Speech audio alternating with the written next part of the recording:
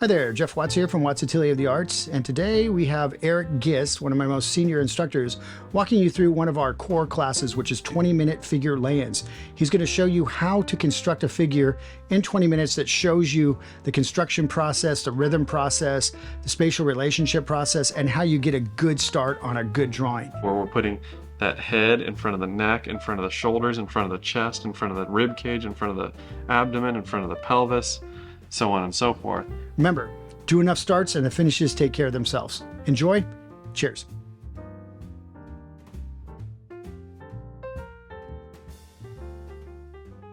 It was a little bit wider than it is tall. We'll still start here with the top of the pose, bottom of the pose. So that'll be right about the top of the head. That'll be the bottom of the hand.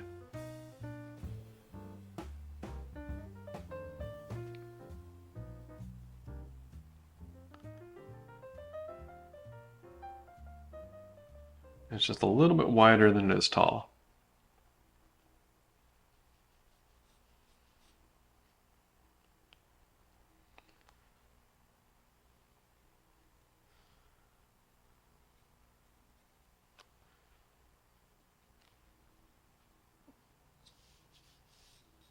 So this foot will be out here someplace.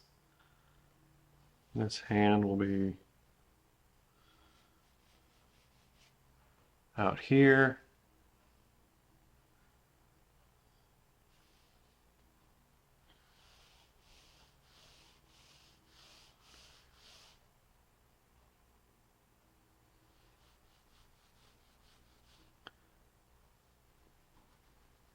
Then I'll put that head, I'm guessing, somewhere about there.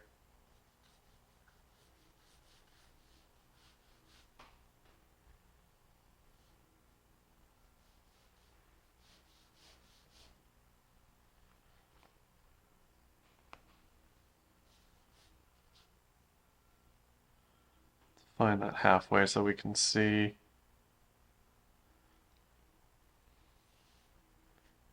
Maybe head will push over a little bit more.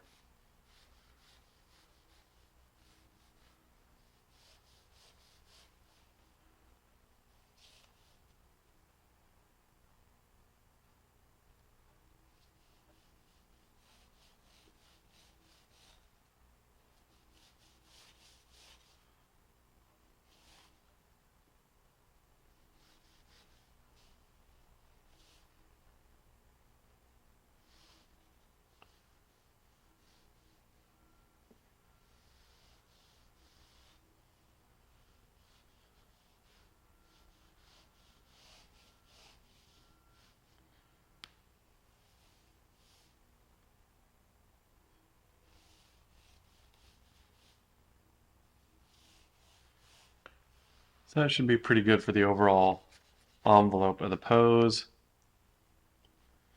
That head will sit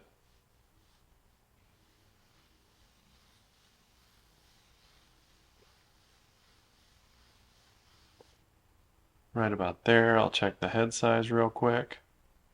More abstract poses like this, it becomes really important to check that head size.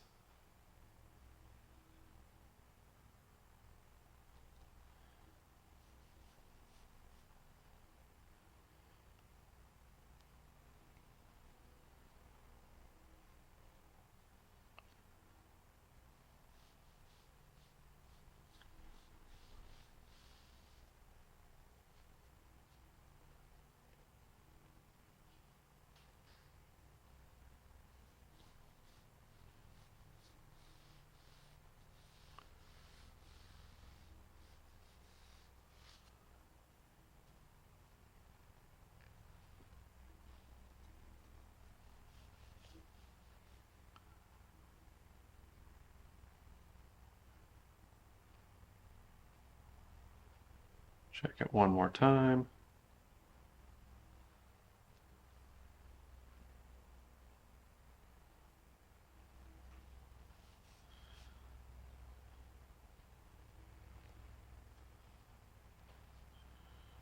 little bit bigger, I think.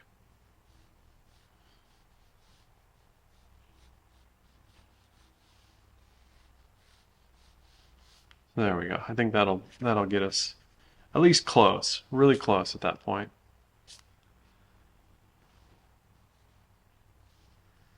Then if we're getting the general proportions on there, center line, a little bit of a tilt to the head.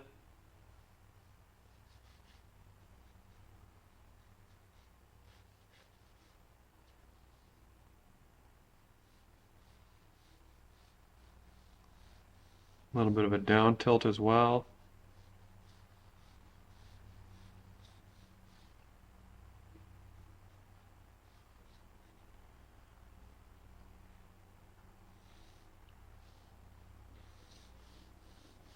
See where that arm's coming out there. So I'm looking for, compared to that ear, where's that arm coming out, and looking for the angle. It's very foreshortened, so I want to make sure I don't make that too long.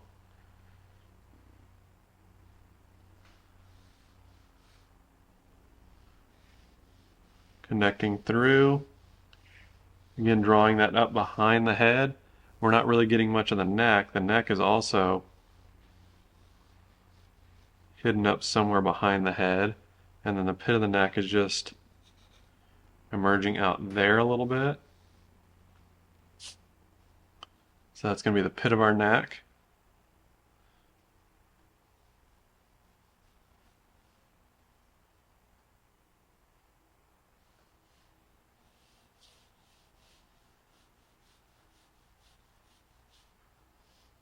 Crotch will be, check a plumb line. Right about there. Very active because it's compressed.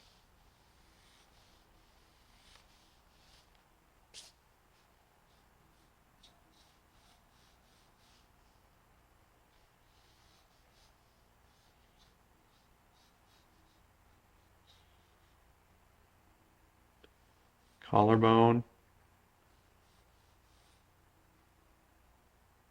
Check where that acromion process is. It's actually a little bit below the chin.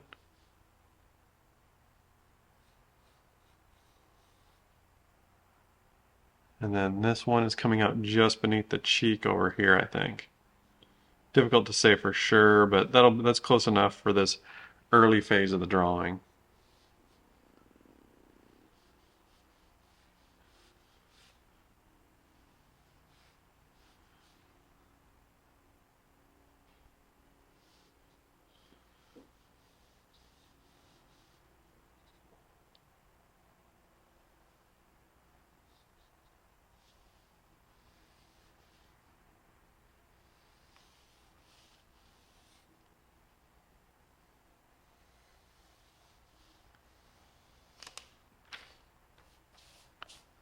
Check a plumb line for the hip. Coming off almost the center of the face there. So right about there. This hip is hidden back behind that arm. If I had to guess, I'd say it's almost showing outside the arm. It's probably just inside of it. That's just my guess.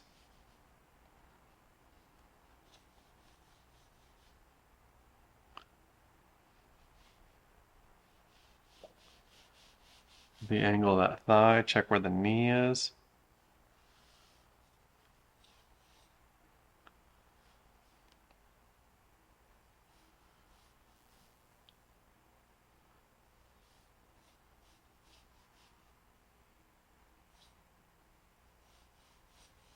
Tree almost like an abstract shape. It's very foreshortened.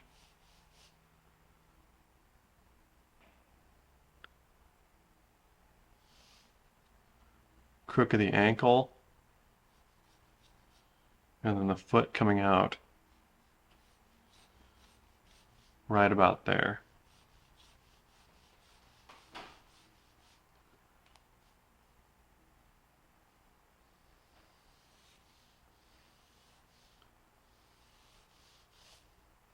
We've got the bottom of this thigh here going uphill a little bit.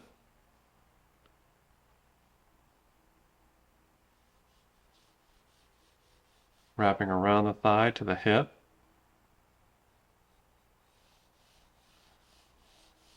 That was my initial guess, is the knee there. That feels as though it might be a little far out to me, so I'm going to double check it. Check a measurement from the knee to the crotch. Crotch to there. Yeah, so that's telling me that knee should be right about there. And that actually jives more with my mark as well. So taking my foot out to about there.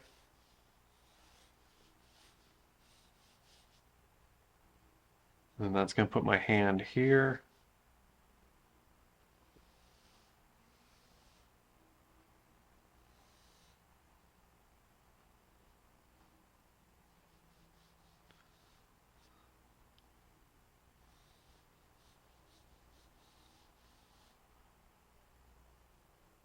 Shoulder.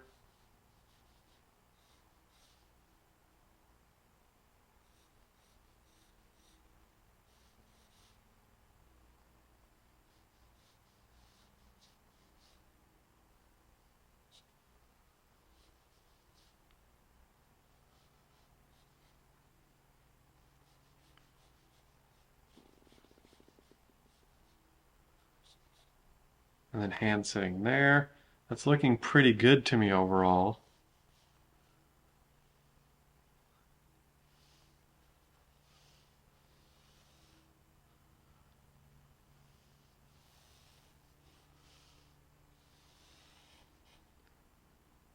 Arm coming out to about there. Wrist will be there.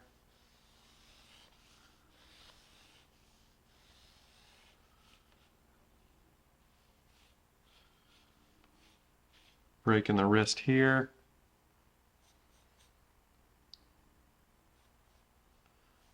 And then hand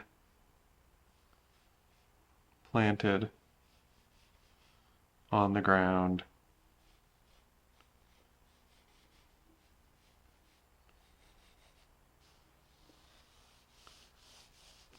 There. So taking a lot more time than I normally would to try and get all this placed, because it's very abstract. But you can see how many of the abstraction lines or abstraction type lines I'm still using.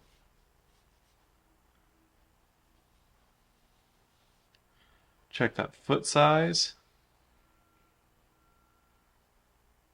Compare it to the head. I'd say about there. Pretty close to what I have, so that's good.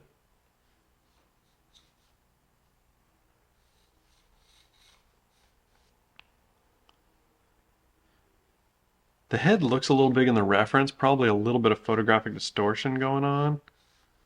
So maybe I'm going to, I'm 99% sure this is actually accurate to what's in the reference, but now I'm going to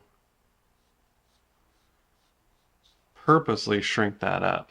All right, let's take a little break from the video so I can share with you an amazing opportunity. If you like what you've been seeing and you love this content, we have an online program with about 1,500 plus hours of content like this, extremely robust, taking you from point A to point B. Point A being maybe complete amateur, to point B being an absolute professional. So if that sounds good to you, click on the link below, go to our website, and we have tons of information there, and you can see if that's a good fit for you. All right, have a good one, and back to the video.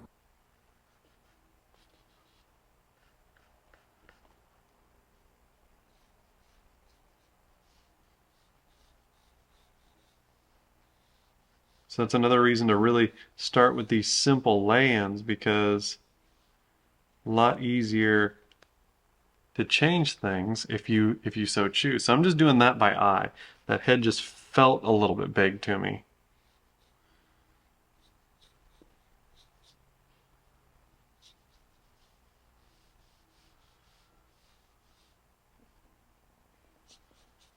Now here's where we come in and start really looking for that overlap. So this is one of the big important parts of this pose to get it to read. I want to come in here and get the pec,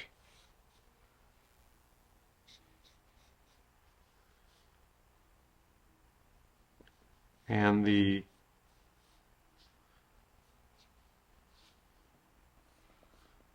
shoulder girdle.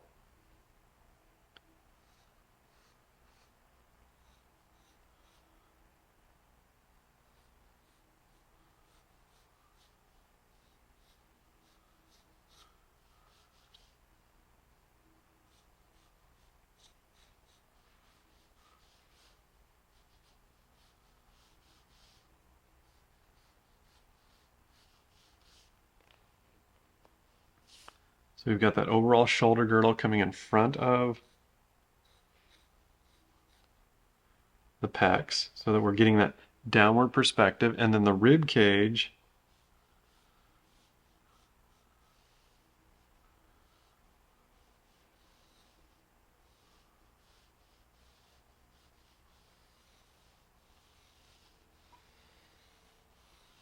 going behind that. So we're actually getting this overlap. So head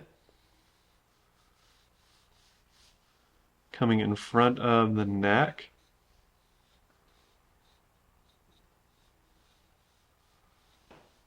Coming in front of the shoulder girdle.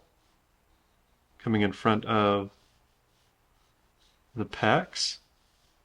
Coming in front of the rib cage. So these are actually forms that are all stacked up on top of one another. Coming in front of the midsection, the abdomen.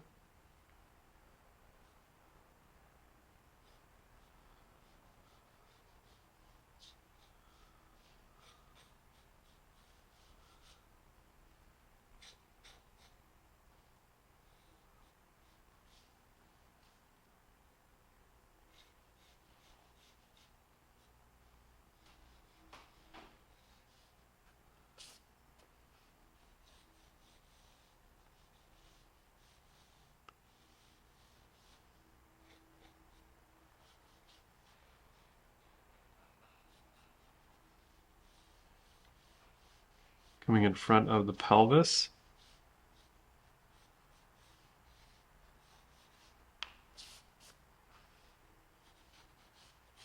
So it's, again, thinking of this three-dimensionally and remembering that the pelvis is all the way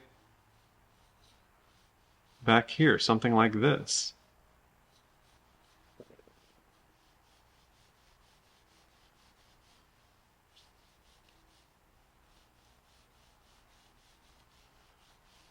And each one of these layers is one in front of the other, in front of the other. They're not stacked up vertically like we normally think of it, where we think of, you know, here's the head, and the head's on top of the neck, and the neck is on top of the torso, and the torso is on top of the abdomen, and the abdomen is on top of the pelvis, so on and so forth, where it's stacked up. Well, this isn't stacked up. This is one form overlapping another form overlapping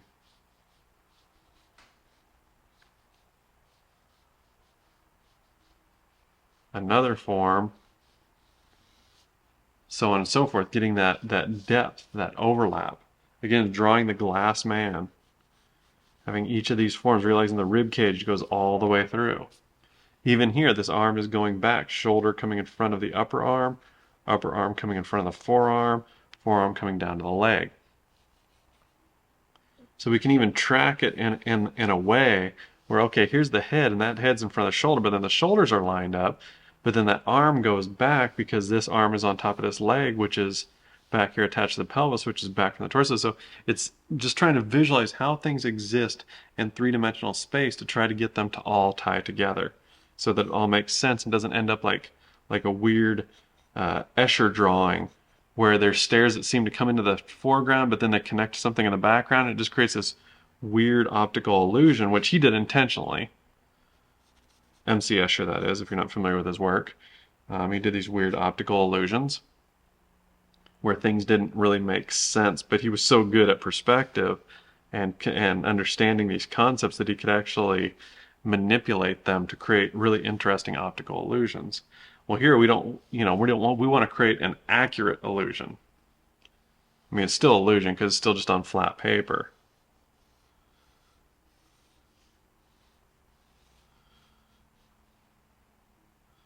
But what we want to do is make sure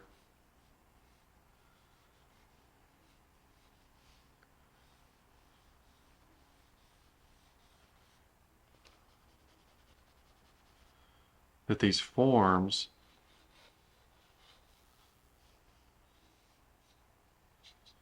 all connect through properly. Right down to this hand, even.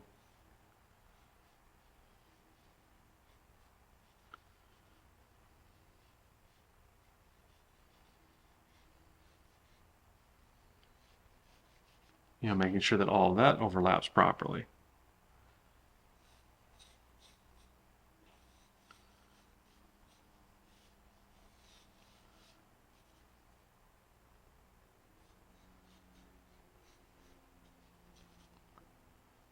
And then this leg, it doesn't appear that it's doing much in space. It's more or less profile. So we don't have to worry about that here. We just have to make sure that this leg attaches to the pelvis and it tracks up back to this arm so that that hand feels like it should be sitting on that thigh and not like it's just floating in space.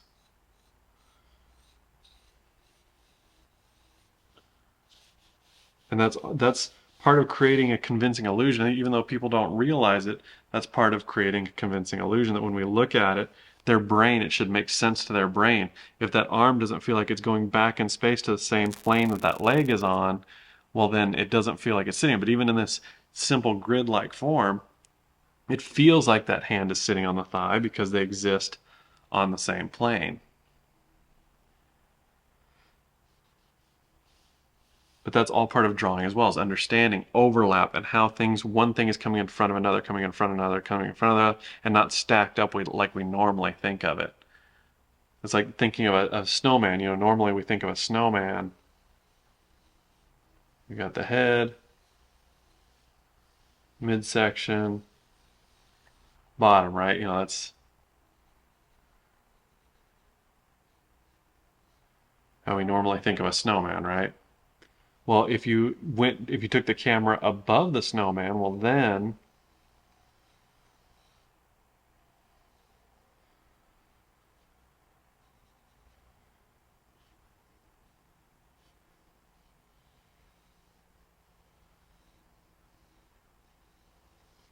we've got that head, right? Well, the body doesn't just come underneath of it like this. It needs to be sitting on top of that torso, so it needs to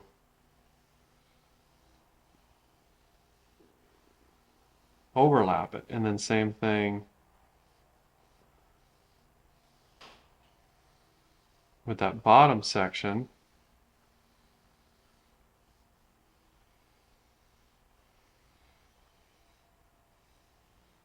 It needs to read like it's overlapping. Well, that's basically what we're doing here, where we're putting that head in front of the neck, in front of the shoulders, in front of the chest, in front of the rib cage, in front of the abdomen, in front of the pelvis, so on and so forth, and so that everything locks up and feels like it's connecting together. Okay, so I hope that made sense to you. I just wanted to go in and show you how I lay in and use the same basic methodology when the pose doesn't exactly fit into that sort of conventional Riley pose of the guy just standing there facing straight on, or maybe in a 3/4, or just sitting in a chair or something like that, but something that's a little bit more dynamic like this. How do we get that overlap and that foreshortening to work by putting one form in front of another and getting that that overlap of form rather than just the more conventional stacking of forms. All right, you guys, if you like what you've been seeing on our channel and you like the content that we've been doing, please like and subscribe. You know the routine. It helps us a lot just to be inspired to want to continue doing this stuff with your guys' support. So we love you guys. It's great having you guys on, watching what we do. We're very passionate about it. We have our online program. We have our brick and mortar. If you guys want to, click below in the description box, you can go link over to our website and check out what we've got going on. All right, thanks a bunch, and hopefully see you in some more videos. And if you do like this stuff, please share it with somebody, another aspiring artist. I think it would be really helpful for them. Okay, cheers, thanks a bunch, bye.